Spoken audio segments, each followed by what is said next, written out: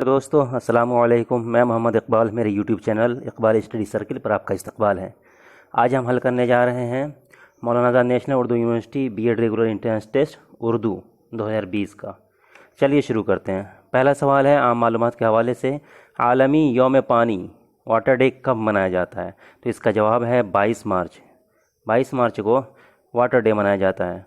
सवाल है कोविड-19 एक क्या है? मुतअद्दिद मर्ज़ है, खुदकार बीमारी है, एलर्जी है? तो इसका जवाब है कि ये मुतअद्दी मर्ज़ है। मुतअद्दी मर्ज़ का मतलब हुआ ऐसी बीमारी जो एक से दूसरों तक फैलती है, उसे मुतअद्दी बोलते हैं। मुतअद्दी का मतलब होता है फैलने वाला।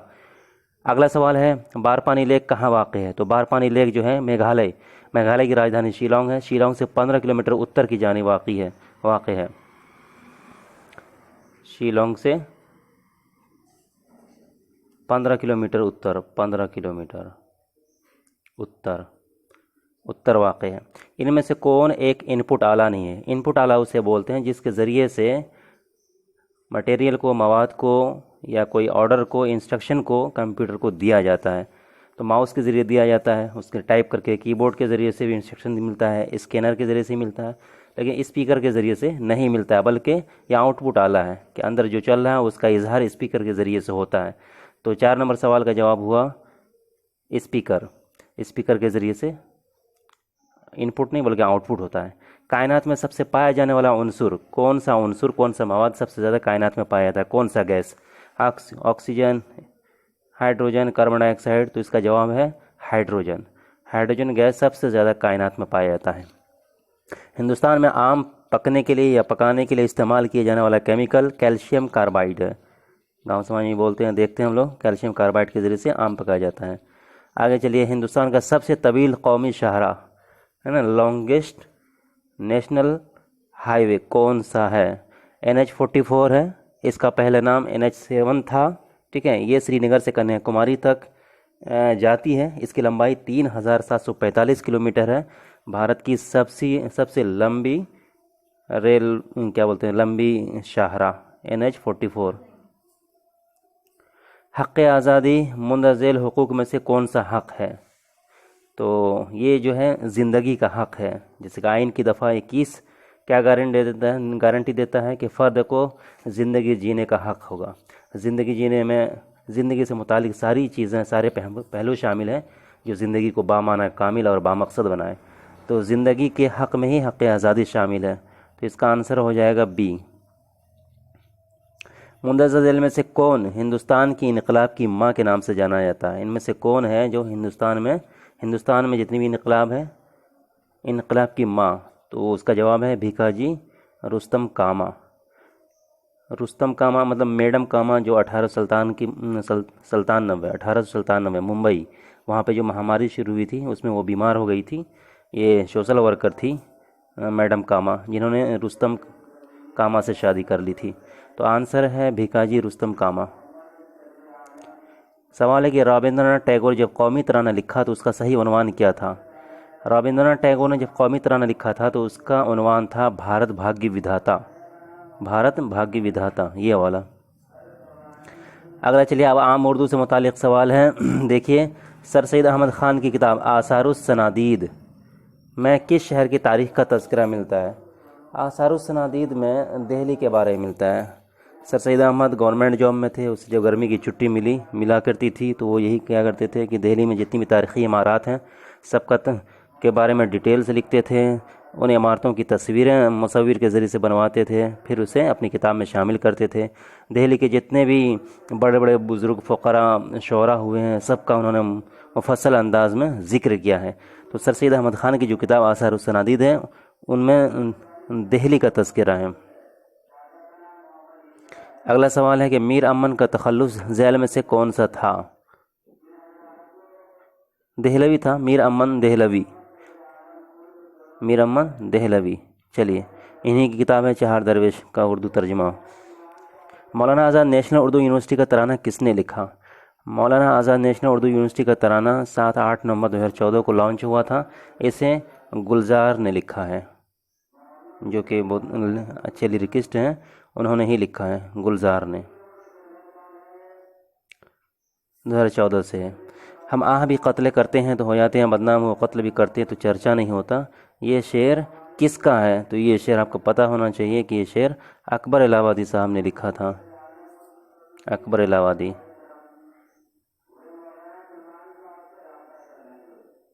प्रेमचंद की कहानी ईदगाह में बच्चा क्या खरीदना चाहता है?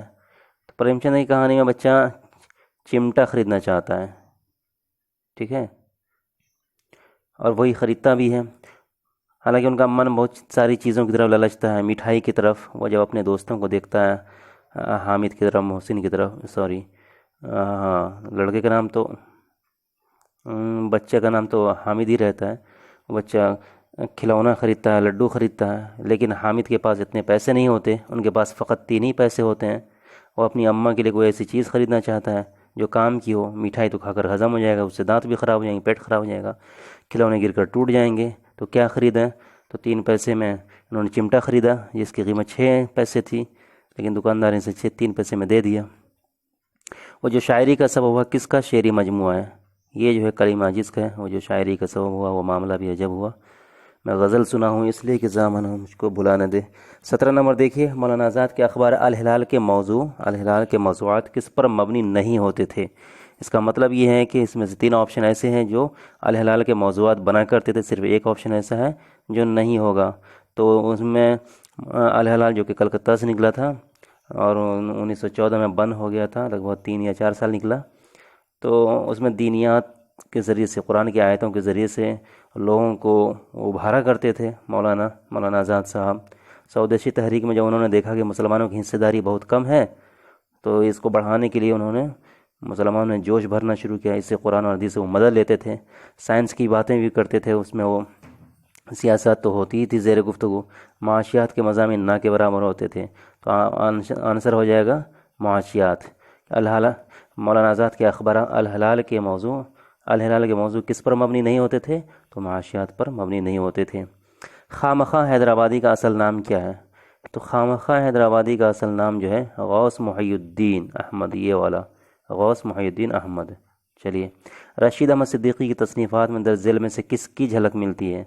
देखिए, रशीद अहमद सिद्दीकी जो है अलीगढ़ मुस्लिम यूनिवर्सिटी के प्रोफेसर हैं, ठीक है, प्रोफेसर हैं। इनके यहाँ जो भी इन्होंने जो भी तहरीरें लिखी हैं, इसमें अलीगढ़ का माहौल, अलीगढ़ में रहने वाले लोगों का माहौल, मतलब इनके यहाँ हम आसर माहौल की बड़ी झलक मिलती है।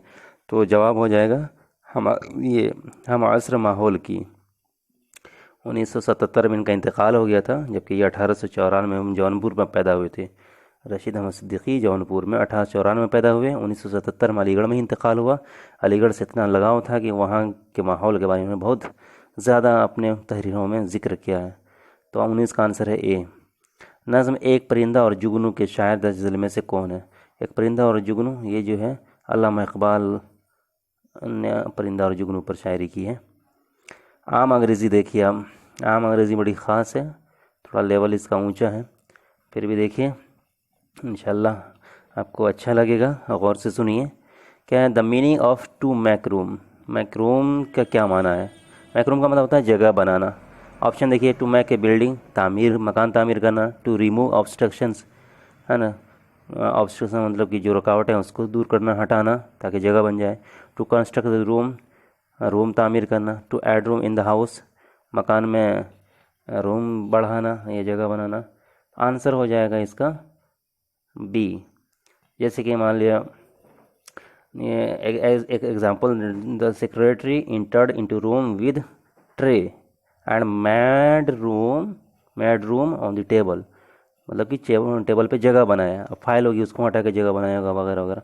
टू रिमूव ऑब्स्ट्रक्शंस, ये सबसे बेहतर आंसर है। Which of the following is incorrect? दर्ज झेल में से कौन गैर दुरुस्त है? देखिए, stadium is singular word, stadium singular word है, सही बात है। Plural of stadium is stadia, stadium का प्लूरल जो है स्टेडिया आता है, ये बात भी सही है। Stadia is a Latin word, ये बात भी सही है। तो आंसर लगता है डी होगा, stadium is uses as both singular and plural. ये बात गलत हो जाएगी, क्योंकि ये सिंगुलर एंड प्लूरल दोनों तरीके से इस्तेमाल नहीं हो सकता है, ठीक है ना, क्योंकि स्टेडियम का प्लूरल स्टेडिया है।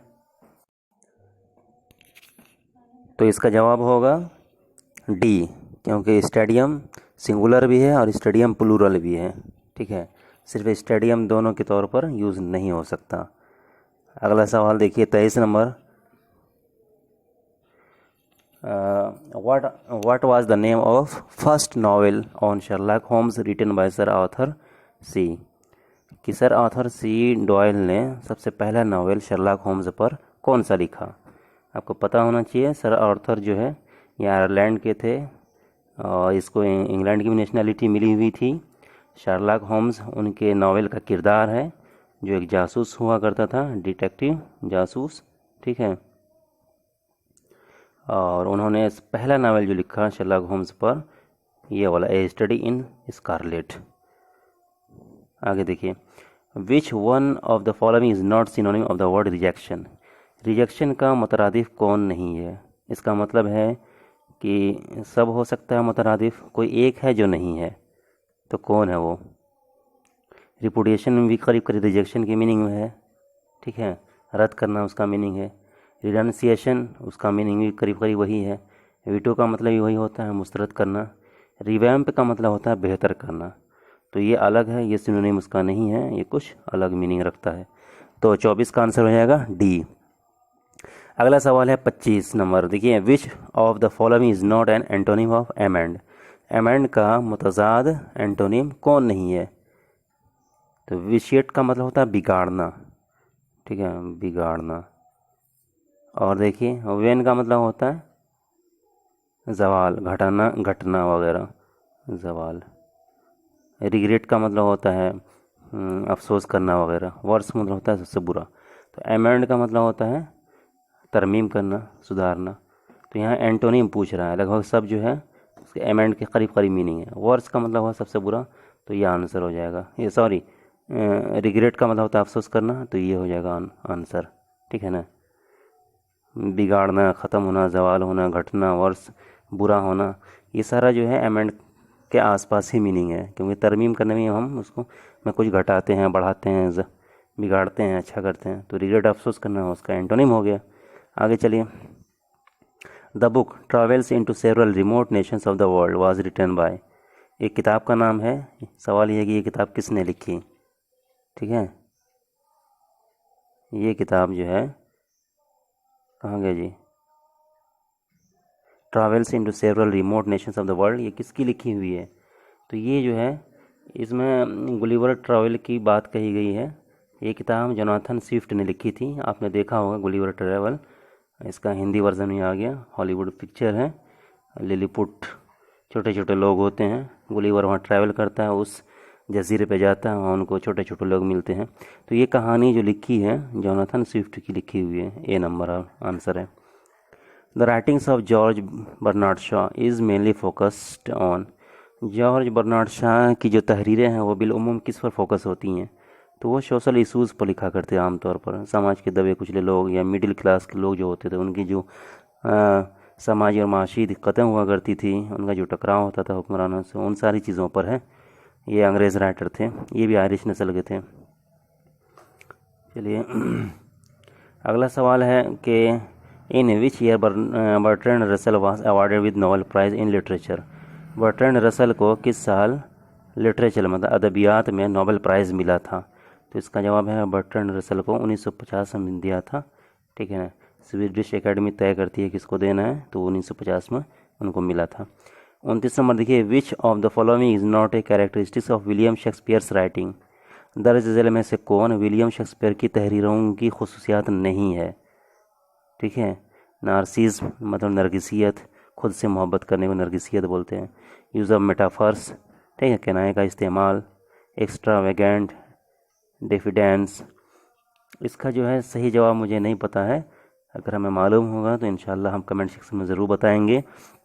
किसी भाई साहब को अगर पता चले, मालूम हो, तो हमें ज़रूर आगाह कीजिए, हमें खुशी होगी। अगला सवाल देखिए, the namesake novel of Jhumpa Lahiri focuses on identity issues of. Jhumpa Lahiri हिंदुस्तानी अदीबा हैं, इन्हें जो है पुलित्ज़र अवार्ड मिल चुका है। इनकी एक नावल है नेमसेक, है ना, नाम के खातिर। इसमें आइडेंटिटी क्राइसिस दिखाया गया है, ठीक है। ये नावल किस पर है। तो इस कहानी का जो खुलासा है कि एक बंगाली फैमिली अमेरिका चली जाती है, ठीक है। ख़ानदान का नाम रहता है गांगुली, ठीक है। और ख़ानदान के जो सरबराह होते हैं जो अमेरिका जाते हैं उनका नाम रहता है अशोक, उनकी बीवी रहती है असीमा, अशीमा, ठीक है। तो ये अशीमा जो औरत होती है, वीमेन, उसी पर ये इर्द गिर्द उसके इर्द गिर्द घूमता है। उन्हें 2 बच्चे वहाँ हो भी जाते हैं, फिर भी उनका दिल जो है हिंदुस्तान में लगा रहता है। वो अपने आप को वहाँ से एडजस्ट नहीं कर पाती। उनके बच्चे जो 2 बड़े हो चुके हैं, वो वहाँ पर खुद को जो है अमेरिका के माहौल में जज़्ब कर लेता है, लेकिन ये अपने आप को एडजस्ट नहीं कर पाती है। तो ये आइडेंटिटी क्राइसिस है एक वीमेन की। तो आंसर हो जाएगा डी, डी वाला, ठीक है। आगे चलिए। ये अंग्रेज़ी वाला जो भी था इसका लेवल कुछ ज़्यादा ही हाई था। एक बीएड के स्टूडेंट से इस तरह के सवालात ज़्यादा ही हाई हो गए थे, ठीक है ना। ऐसा लग रहा था कि कोई हम एमए इंग्लिश का पेपर हल कर रहे हैं। आगे देखिए, तदरीसी रुझान, टीचिंग एप्टीट्यूड। टीचिंग एप्टीट्यूड का मतलब होता है कि सामने वाले बंदे में जो टीचर बनना चाह रहा है उसमें पढ़ाने के ताल्लुक़ से कुछ रुझान मौजूद है या नहीं है। सवाल नंबर 31 देखिए, क्लासरूम में मौलिम तलबा। मौलिम तलबा किसको बोलते हैं? जो लोग बीएड कर रहे होते हैं, पढ़ाने की इच्छा रखते हैं, बीएड करने वाले को मौलिम तलबा बोला जाता है, टीचर स्टूडेंट। मौलिम स्टूडेंट टीचर। मौलिम तलबा को किसी नज़रिया, कॉन्सेप्ट की वजाहत करना हो तो मुंदज़िल में से कौन सी तकनीक का इस्तेमाल करेगा? मुंदज़िल में से सवाल जवाब भी करेगा, किसी कॉन्सेप्ट को, किसी नज़रिए को, ठीक है, बयान करने के लिए। समई व बसरी हालात का भी इस्तेमाल करेगा अगर ज़रूरत पड़ी तो। मुतालिका बयान के साथ वजाहत भी पेश करेगा। तो इसका मतलब हो गया कि ये सभी, जवाब हो जाएगा ये सभी। अगला है, तख्ते स्याह पर लिखते वक्त मौलिम को अपने जहन में कौन सी बातों को ध्यान नहीं रखना चाहिए? तख्ते स्याह मतलब ब्लैक बोर्ड को कहते हैं। उन्हें खुशखती आसानी से पढ़ी जाए, इस पर भी ध्यान होनी चाहिए। सफाई, ये भी ज़रूरी है। तहरीरी काम की मौजूनियत, ये सारी चीज़ें ज़रूरी हैं। तो इसका जवाब हो जाएगा इनमें से कोई नहीं, डी। माइक्रो टीचिंग वाला सवाल है। माइक्रो टीचिंग यानी खुद तदरीस के दौरान तदरीसी सलाहियतों में क्या क्या चीज़ें शामिल है? माइक्रो टीचिंग मतलब खुद तदरीस जब बच्चों को सिखाया जाता है कि स्कूल में जाने से पहले कॉलेज में ही प्रैक्टिस कर लीजिए, तो कुछ बच्चों के सामने या अपने ही साथियों के सामने वो पढ़ाना सीखते हैं। तो सीखने के दौरान वो तफ्तीशी सवालात भी करना सीखते हैं, ठीक है ना। ये वाला तख्ते स्याह ब्लैक बोर्ड पर कैसे लिखा जाए ये भी सीखते हैं, वजाहत करना भी सीखते हैं, एक्सप्लेनेशन, ये सारी चीज़ें उसमें होती हैं। तो आंसर हो जाएगा डी। दर्ज झैल में से कौन से निकात मनसूबाई तरीक़ेकार में शामिल नहीं है? मनसूबाई तरीक़ेकार प्रोजेक्ट मेथड को बोलते हैं, ठीक है ना। प्रोजेक्ट मेथड ये पढ़ाने का एक तरीक़ा है, ठीक है। इसमें कौन कौन चीज़ें शामिल नहीं है? इसका मतलब है कि 3 चीज़ तो ज़रूर शामिल है, कोई एक है जो शामिल नहीं है। तो आपको हम बता देते हैं कि इसमें क्या क्या चीज़ें शामिल है। इसमें जो है, इसमें क्रिएटिंग द सिचुएशन एक स्टेप हुआ। चूजिंग द प्रोजेक्ट मतलब हालात तैयार करना, प्रोजेक्ट पे काम कर रहे हैं, किसी प्रोजेक्ट को तैयार कर रहे हैं तो पहले उस तरह का मसला क्रिएट होगा, ठीक है ना। हालात तैयार करना, फिर प्रोजेक्ट चुनना, फिर प्लानिंग करना, फिर प्लानिंग को अमल में लाना मतलब एग्जीक्यूट करना, फिर उसका तयन क़द्र करना मतलब जायज़ा लेना कि काम जो किए हैं उसका ख़ुलासा लिखना मतलब, फिर रिकॉर्ड करना मतलब इस पूरे प्रोजेक्ट में जो जो हम किए हैं सारी चीज़ों को रिकॉर्ड करना। तो सारी चीज़ें इसमें होती हैं। तो इसका मतलब मंसूबा मतलब प्लानिंग भी हो ही रही है, रिकॉर्डिंग भी हो ही रही है, ठीक है ना। इंतखाब और सूरत, चूजिंग भी हो ही रही है। तो बच गया क्या? बच गया तखमीना बच गया, ठीक है ना। एस्टिमेशन इसकी ज़रूरत नहीं है। तो 34 का जवाब हो गया ए। 35 का देखिए, टीम तदरीस के क्या फ़वायद हैं? टीम टीचिंग मतलब ग्रुप में पढ़ाना, 2 टीचर 3 टीचर मिला करके पढ़ाएं अलग अलग सब्जेक्ट के या एक ही सब्जेक्ट के, जो अलग अलग चीज़ों में मुमकिन है एक्सपर्ट हों। तो इसका फ़ायदा है असतज़ा की इनफरादी दिलचस्पी और ताकत का बेहतर इस्तेमाल। हर टीचर में अलग अलग खासियत होती है, सबकी दिलचस्पी अलग अलग होती हैं, सबकी ताकत, पावर, क़ुव्वत, एनर्जी अलग अलग होती है। तो सब लोग मिलकर पढ़ाएंगे तो अलग अच्छा से असर पड़ेगा बच्चों पे। तो ए इसका आंसर हो जाएगा। कंप्यूटर पर मबनी तदरीस मतलब कंप्यूटर असिस्टेड टीचिंग जो होती है उसका लिमिटेशन क्या है? ठीक है, सीखने वालों के रद्द-ए-अमल मुतअद्दिद इंतखाबों के तयशुदा सेट तक ही महदूद हैं, तख्लीक़ी रद्द-ए-अमल की कोई गुंजाइश नहीं है। ए और बी दोनों, ठीक है, जहाँ तक मुझे समझ में आ रहा है इसका आंसर होगा सी। एक बेहतरीन मौलिम वो है जो सीखने में मुस्बत ताउन फ़राहम करता हूँ, रखता हूँ नहीं लिखना चाहिए, फ़राहम करता हूँ। तलबा की गैर फ़आल शिरकत पर जोर देता हूँ। अगर यहाँ गैर नहीं होता तो ये आंसर होता, ठीक है ना। तलबा को सज़ा देता हूँ, तलबा को बहुत सारे तोहफे देने वाला हूँ। सी और डी तो होगा ही नहीं। ए और बी में गैर लग गए हैं तो बी भी नहीं होगा, बच गया ए, तो आंसर हो जाएगा ए। सीखने में मुस्बत मतलब पॉजिटिव असिस्टेंस फराहम करता हूँ या पॉजिटिव मदद देता हूँ।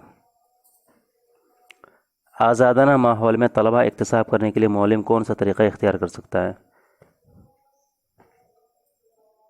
ये जुमला थोड़ा अजीब अजीब लिखा है, इसको बेहतर अंदाज में लिखा जा सकता था। या पूछना कहना ये चाह रहा है सवाल से कि बच्चों को हम आज़ाद माहौल में कैसे पढ़ाएं, ठीक है ना, कि बच्चा खुद से इक्तिसाब करें। तो उसका बेहतरीन तरीक़ा है एक्सप्लोरेटरी, मतलब इक्तिशाफ़ी तरीक़ा। हम बच्चों के सामने कोई मुद्दा रख दें, कोई मटेरियल रख दें, फिर उसको कहें कि इसको एग्ज़ामिन करो, एक्सप्लोर करो, फिर वो अपने जहन से बिना टीचर की मदद लिए हुए खुद से किसी नतीजे तक पहुँचे, है ना। उसकी खामी खूबी, उसके नफ़ा नुकसान निकाल करके दिखाएं, ठीक है ना।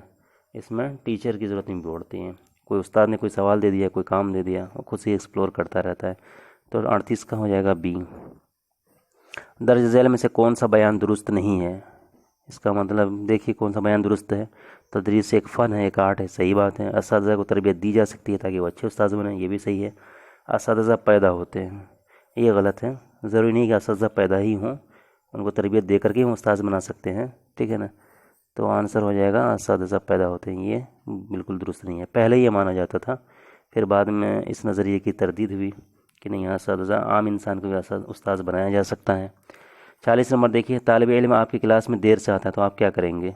वालिदैन को मुत्तला करेंगे, सज़ा देंगे, वजह जानने की कोशिश करेंगे, तवज्जो देंगे।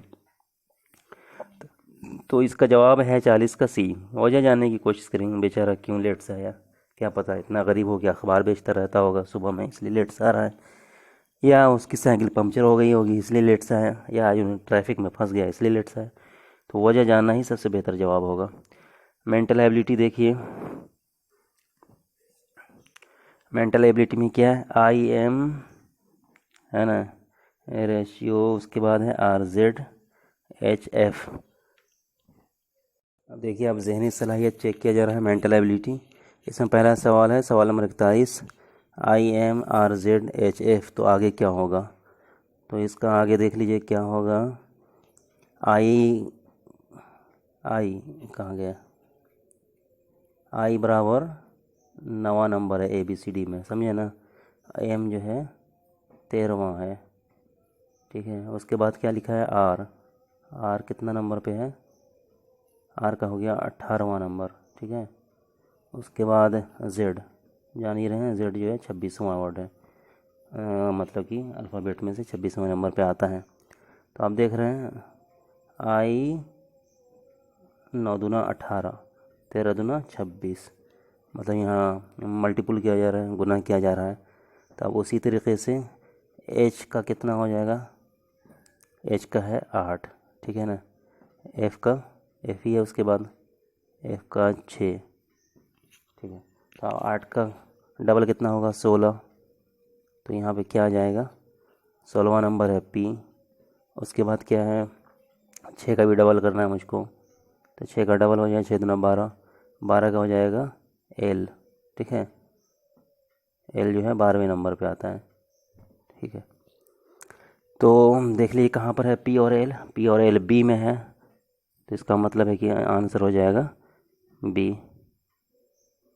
आगे देख लीजिए 42 में क्या है, खाली जगह सी, खाली जगह बी, फिर डी, ठीक है। तो यहाँ पर देखना है कि कितने कितने का ग्रुप बन रहा है, ठीक है। तो यहाँ ग्रुप जो है 4-4 का बन रहा है, ठीक है। ए सी, यहाँ पे शुरू में आ जाएगा ए, उसके बाद सी, फिर उसके बाद डी। तो ACDB, ये 4 हो गए। उसके बाद देख लीजिए BD, फिर खाली जगह सी, 4-4 का जोड़ा बनाइए। तो अब यहाँ पे खाली जगह पे क्या आएगा, डी के बाद नया लाइन खींचा जाएगा, ठीक है ना। तो डी के बाद क्या होगा, डी के बाद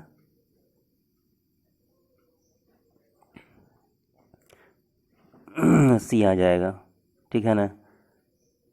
सॉरी, इसका आंसर जो है सी है। अब सी में से चूज़ करके भरिए, देखिए कैसे है। ACDB, 4 का यहाँ पैटर्न बना है स्टार्टिंग में, DB, फिर हो जाएगा, फिर उसके बाद DACB, DA, यहाँ पे A भरा आएगा, CB, फिर यहाँ लाइन खींचे, उसके बाद CDAB, यहाँ खाली जगह B भरा आएगा, ठीक है। फिर लाइन खींचिए, उसके बाद A और इस खाली जगह में C भरा आएगा, ठीक है। ACDB, उसके बाद खाली जगह फिर D भरा आएगा, ठीक है। तो आंसर C है। आप देख रहे होंगे कि ACDB, इसका जो तीसरा है, स्टार्टिंग से गिनिए, 1 2 3, तीसरे नंबर पर D है। जो तीसरे नंबर पर D है वही जो है दूसरे वाले में, ठीक है, स्टार्टिंग बंदा है, पहला बंदा है। देखिए D से स्टार्ट है दूसरा वाला लाइन। तो मतलब ये है कि हर चौथे में से तीसरा वो अगले वाले के लिए पहला बन जा रहा है। जैसे अब यहाँ पर देखिए CDAB, C जो है, तो यहाँ ये तीसरा नंबर पर है, वो वहाँ गया तो वो पहले नंबर पे आ गया, ठीक है ना। तो मतलब ये है कि हर 4 में से जो तीसरा है, हर 4 का यहाँ ग्रुप है, लास्ट का 2 छोड़ करके, तो 4 में से जो तीसरे नंबर पे आता है, जैसे पहले ही में देख लीजिए ACDB, तो D जो है पहला हुआ, तो अगला जो चौथा है उसका जो स्टार्टिंग होगा वो D से होगा।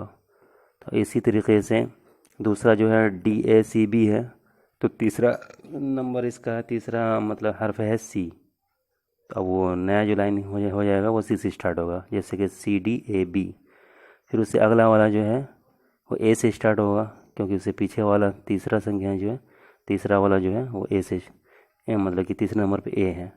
तो तीसरा चौथा ग्रुप हो गया ACDB, लास्ट में DA लगेगा, ठीक है। तो आंसर है C। आगे देखें 43 नंबर 80 को लिखा है एक तरह से, देखिए गीत, और फिर तो आउटपुट को कैसे लिखा जाएगा। 80 अगर गीत है तो देखिए 80 में क्या किया इन्होंने, पलट दिया है, EIGHTY 2 पार्ट किया है। तो उसी तरह EIG को GEI कर दिया है ना, STY को YTH कर दिया। तो उसी तरह से आउट और पुट 2 है, आउट को ही पलटिए तो क्या हो जाएगा, आउट को पलटिए तो TUO हो जाएगा, ठीक है ना, ये वाला आंसर। और PUT को पलट दिए तो TUP हो जाएगा। तो इसका आंसर 43 का हो गया B। अब 44 पे आइए, पूछा 101, इधर से चलिए उधर से चलिए, 318, 206, 150, खाली जगह 108, 101, इसमें क्या भरा आएगा। तो इसका आंसर है 122, यहाँ पे 122 लिख दीजिए। अब कौन सा पैटर्न फॉलो हो रहा है, आप देख रहे हैं कि 100, इधर से ही हम चलते हैं, ठीक है ना। 101 और 108, 8 में कितना अंतर है, 7 का है। 108 से 122 में कितने का अंतर है, 14 का अंतर है। 122 150 में 28 का अंतर है। 150 और 206 में 56 का अंतर है। और 206 और 318 में 112 का अंतर है। तो एक तरह से डबल होता जा रहा है, ठीक ना। 7 दूना 14, 7 छक्का 28, 28, ठीक है ना। 7 दूना 14, 14 दूना 28, 28 दूना 56, 56 दूना 112, ठीक है ना। जो भी आ रहा है उसका गुना कर दे रहे हैं 2 से, तो आंसर हो जाएगा 122। किसी अलामती निज़ाम में गुड एंड टेस्टी को 134 से, सी गुड पिक्चर्स को 478 से और पिक्चर्स आर फेंड को 729 से जाहिर किया जाए तो सी का कोड क्या होगा। तो सभी वर्ड के लिए यहाँ एक नंबर यूज़ हुआ है। Good and tasty 1 3 4, C good pictures 4 7 8, picture are fend 7 2 9। तो इसका मतलब है कि देखिए यहाँ भी गुड है और यहाँ भी गुड है ये दोनों गुड है, तो गुड के लिए दोनों जगह 4 इस्तेमाल हुआ है, मतलब 4, ठीक है ना। और पिक्चर, इसमें पिक्चर है और इसमें पिक्चर है, दोनों में क्या है कॉमन, पिक्चर में कॉमन देखिए 7 है, इसमें भी 7 है और इसमें भी 7 है। तो हाँ, तो सी के लिए क्या यूज़ होगा? तो सी के लिए जो है, सी के लिए 8 यूज़ होगा। ठीक है, तो सी का कोड हो जाएगा 8। आगे चलिए, अब ये देखिए इस तरह का है। इसमें यहाँ क्या सेट होगा कि सेम पैटर्न बनेगा। आप देख रहे हैं यहाँ ये जो डॉट है गोला, ये इसके ऊपर है, फिर उसके नीचे है, मतलब कि इस तरफ है, फिर उसके बाद इधर है। यहाँ 2 है नीचे, फिर ऊपर है, ये भी ऊपर है लेकिन इस साइड है। यहाँ 3 डॉट या 3 गोला ऊपर है, फिर नीचे है। तो अब यहाँ ऊपर नीचे तो फिर ऊपर होना चाहिए, इधर घुमा हुआ। इसका आंसर हो जाएगा मतलब बी वाला, ये वाला। ठीक है, तो आंसर हो जाएगा बी, मतलब ए में टिक लगाएंगे जो कि बी वाला है। ये हम सेट करेंगे।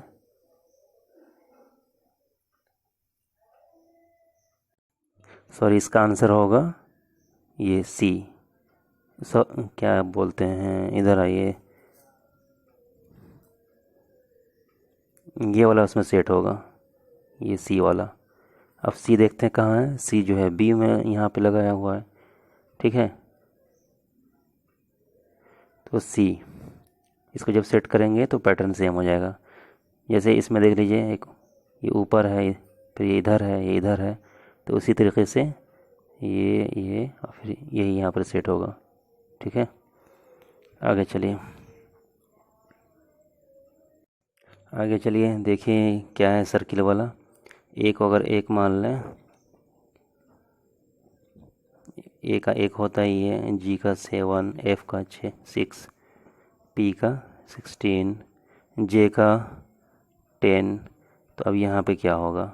ठीक है ना, ये खाली जगह में सवाल नामे की जगह पर क्या होगा? तो आप देख रहे हैं, आप एक चीज़ महसूस कर रहे होंगे, 6 1 7। ठीक है ना, 10 6 16। तो अब 10 और 1 को भी हमें जोड़ना है। ये दोनों को जोड़ेंगे तो यहाँ पे क्या आ जाएगा? 10 1 11। 11 के लिए होता है के का संख्या क्या है? 11। तो आंसर हो जाएगा ए, ये वाला आंसर हो जाएगा। ठीक है, आगे चलिए। अब यहाँ क्यूब पूछ रहा है कि इसमें कितने हैं। पूछ रहा है कि दी गई तस्वीर में क्यूब्स की तादाद क्या है। अब गिनती कर लीजिए। ठीक है ना जी, जो दिख रहा है 1 2 3, 3 2 5, 1 6। ठीक है, अब इसके नीचे कितना होगा? 2 1 3, 3 हो 2 2 4, 4 हो गया, 6 4 10। ये आंसर हो जाएगा। ठीक है, आगे देखिए, तो इसका आंसर हो गया 48 का डी। दी गई शक्ल में कितने मुरब्बा हैं, चौकोर कितने हैं? तो इसमें जो है ना 13 चौकोर हैं। आप गिनिएगा तो आपको मिल जाएगा। ठीक है, इसमें 13 हैं। आगे पूछ रहा है, इसमें देखिए ये डिज़ाइन है, इसमें कौन सा सेट करेंगे ये कामिल हो जाएगा। तो आप जब इसको सेट करेंगे ये वाला सी वाला, तो ये पूरी तरह से उसमें सेट हो जाएगा। ठीक है,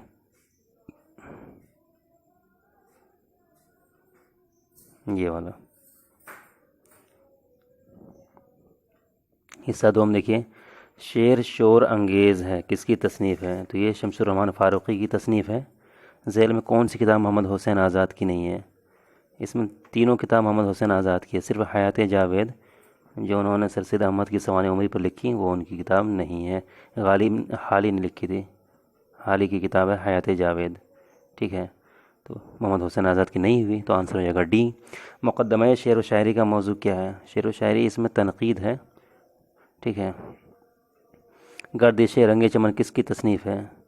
ये क़ुर्रतुल ऐन हैदर की तसनीफ़ है, गर्दिश रंगे चमन। अकबर इलाहाबादी का सन पैदाइश 1846 है।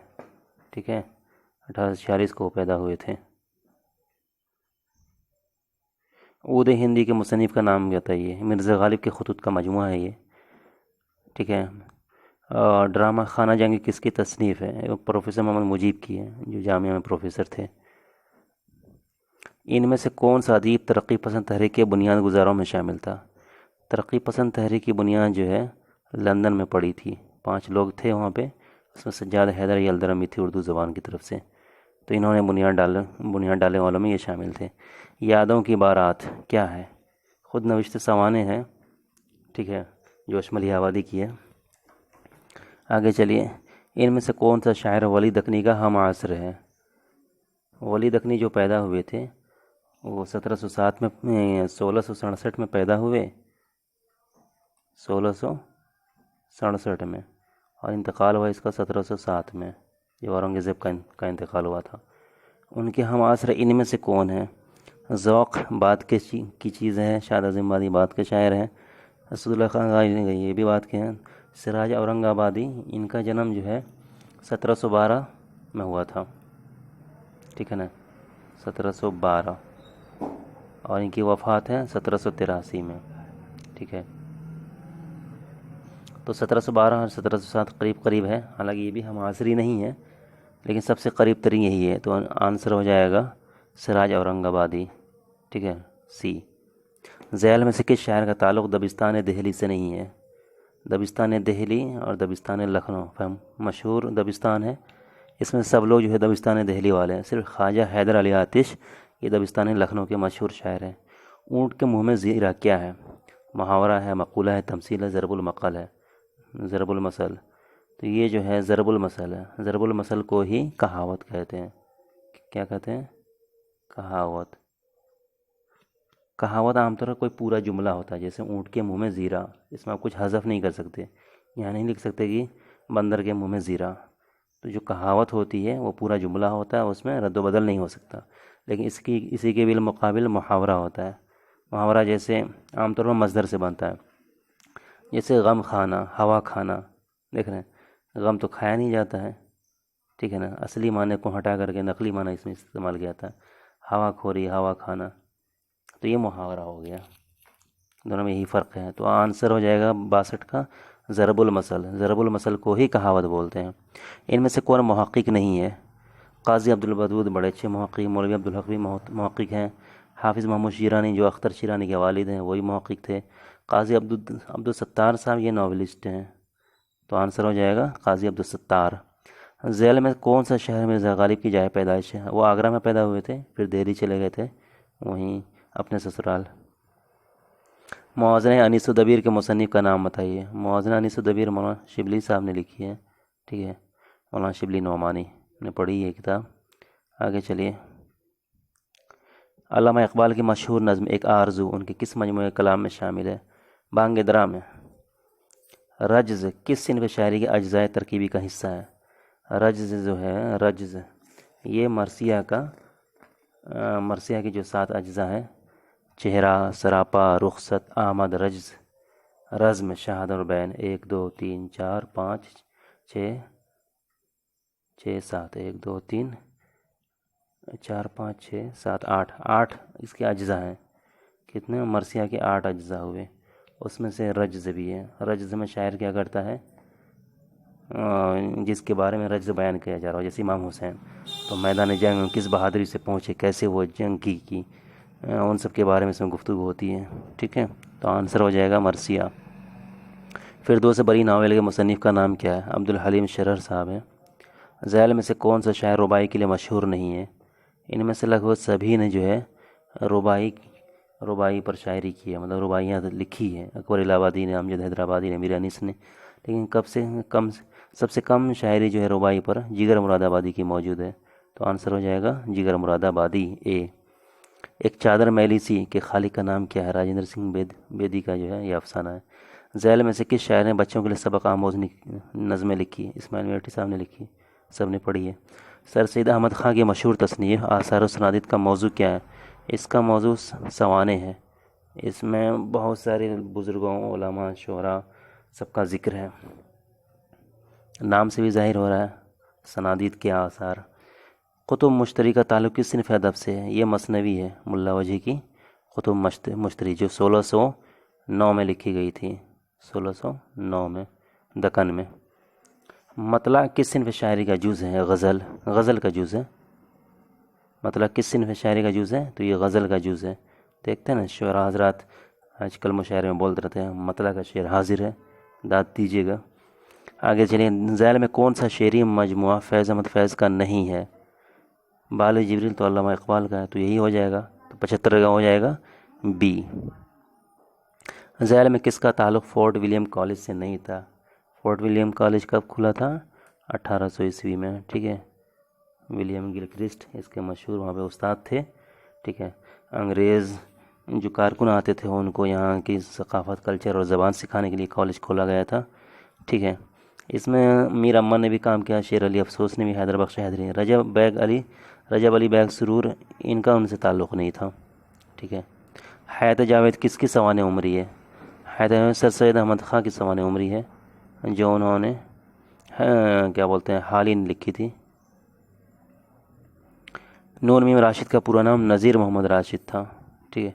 नामदेव माली क्या है? नामदेव माली जो है मौलवी अब्दुल हक का एक खाका है। इस खाके में उन्होंने एक आम इंसान, ठीक है, नामदेव माली को भी शामिल किया है। फ़ोटोग्राफ़र किसका अफसाना है? तो ये जो है क़ुर्रतुल ऐन हैदर का अफसाना है। उर्दू ज़बान के मौलिम को दर्ज झैल में से किस मज़मून का माहिर होना चाहिए? ये उर्दू ज़बान का मौलिम है, क्या है? मौलिम है। मौलिम को नफ्सियात का माहिर होना ही चाहिए, ताकि वो बच्चों को सही से पढ़ा सके, उनकी नफ्सियात मालूम कर सके। अर्ज़ का मुतज़ाद है फलक। अर्ज़ का मतलब होता है ज़मीन, अर्ज़ का मतलब ज़मीन, और फलक बोलते हैं आसमान को, तो ज़मीन का उल्टा आसमान। मुतज़ाद का मतलब होता है ज़िद, उल्टा। ज़ैल में से इसम मुकब्बिर का इंतखाब कीजिए। इसम मुकब्बिर का मतलब होता है ऐसा इसम जो बड़कपन को ज़ाहिर करे। किसको? बड़कपन को, जो बड़ा। मलक तरन्नुम, रुस्तम हिंद, खान बहादुर, शाहकार। तो शाहकार जो है इससे समझ में आ रहा है। मलक तरन्नुम, खान बहादुर, रुस्तम हिंद, ये सब तो खिताब है। शाहकार जो है इसम मुकब्बिर है, जिसमें कार लग गया, शाहकार। और मिसाल दीजिए। बहरहाल यही है, कार का इसमें जो है ये लाहिक़ा लगा हुआ है। तखल्लुस इसमें के किस किस्म से मुतालिक़ है?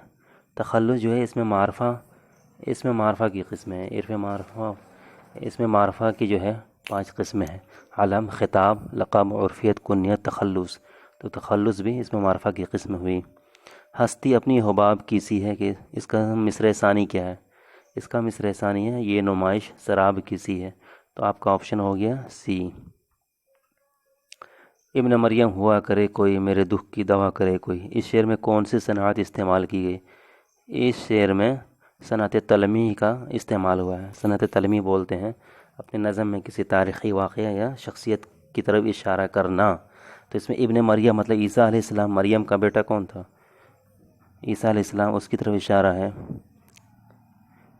दरअसल में कौन सा फ़न पारा सादत हसन मंटू का शाहकार है? शाहकार का मतलब उनकी सबसे अच्छी कहानी, तो ठंडा गोश्त जो है सबसे अच्छी कहानी है उनकी, ठीक है।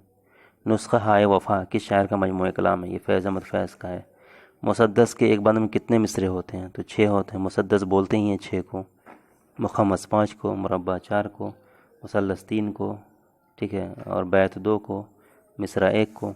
उमराव जाने अदा के मरकज़ी किरदार, उमराव का असल नाम अमीरन था, जो फैज़ाबाद से चुरा करके लाई गई थी। अहबाब का वाहिद हबीब होता है, ठीक है। आगे देखिए, ज़मीर की कितनी किस्में? ज़मीर की 5 किस्में हैं, ठीक है। ज़मीर शख्सी, ज़मीर मौसूला, ज़मीर इस्तिफ़ामिया, ज़मीर इशारा, ज़मीर तनकीर, ये 5 किस्में हैं। मौत का एक दिन मुअय्यन है, नींद क्यों रात भर नहीं आती? इस शेर में कौन सी सनात इस्तेमाल की गई है? देखिए, मौत का एक दिन मुअय्यन है, तो फिर इतना डरना क्यों कि रात भर नींद ना आए?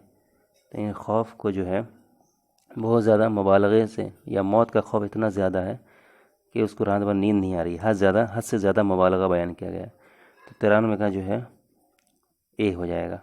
ज़ैल में कौन सी तस्नीफ़ रशीद अहमद सिद्दीकी की है? हम नफसाने रफ्ता, जिसमें उन्होंने अपने जो उनके मुतालिकीन थे, जिनसे वो मुतासिर हुए, हम असर लोग थे, उनके बारे में उन्होंने लिखा है। हम नफसाने रफ्ता इनका जवाब है। देख लीजिए उसमें उन्होंने क्या लिखा है। इनमें से कौन सा शायर गज़ल के लिए मशहूर नहीं है? असरारुल हक़ मजाज देहलवी गज़ल के लिए कम मशहूर है, वरना जिगर मुरादाबादी तो रईसुल मुतग़ज़्ज़लीन है। दाग देहलवी की ज़बरदस्त शायरी है गज़ल पे। फ़ानो मदयनी भी गज़ल की शायरी की है।